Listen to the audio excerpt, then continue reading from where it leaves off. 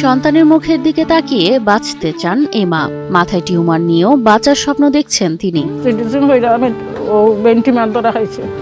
তারা এমআরআই করছে, এমআরআই হইলেও বেন টিউমার ধরা খাইছে। তারা কইছে ৬০ বছর ধরে টিউমারটা জন্ম লইছে, অতিরিক্ত বড় হয়ে গেছে, অপারেশন লাগবে। সুনামগঞ্জের শান্তিগঞ্জ রায়পুর গ্রামের এক সাধারণ পরিবার, কিন্তু এই গ্রামের এক কোণে এখন কান্নার লুকোচুরি চলছে। মা কান্তা বেগম মৃত্যুর সঙ্গে লড়াই করছেন। মাথার সমস্যা হয়েছে, মাথা ব্যথা করে, হাতটা ধরে লেংড়ে লেংড়ে আটি। কিছু মাস আগে আচমকা শুরু হয় প্রচন্ড মাথা ব্যথা, চোখ ঝাপসা, মাঝে মাঝে অচেতন হয়ে পড়া। পরীক্ষা নিরীক্ষা জানা যায় মাথায় বাসা বেঁধেছে টিউমার। ফোলা তো পাও হাত এখন ডাইন সাইডে সমস্যা হইতো, ফোরে যেতাম। কান্তার অপারেশনের জন্য প্রয়োজন প্রায় ৬ লক্ষ টাকা, যা একটি পরিশ্রমী পরিবারের কাছে একটি বড় অঙ্ক।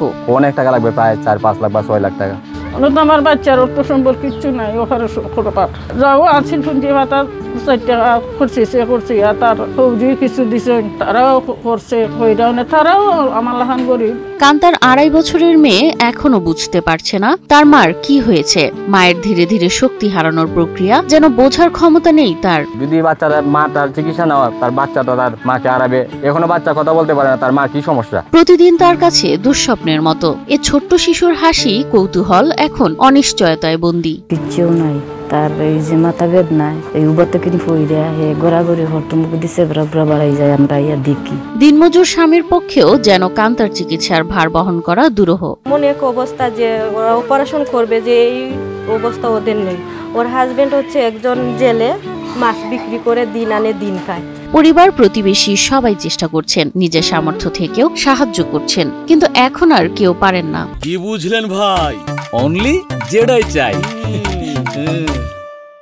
আমরা দিছি ১০,০০০ টাকা জেলাও পারি এখন দিতে, এমআরআই করছে।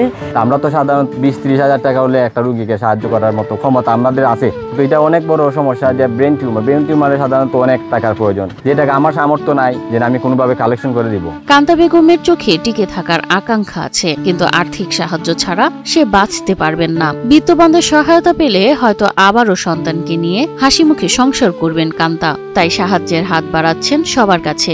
সাহায্য যারা করতাম মানে বাঁচবার ইচ্ছা আসলো কি, আপনাদের যারা সাহায্য করতে খুশি হইলে মনে।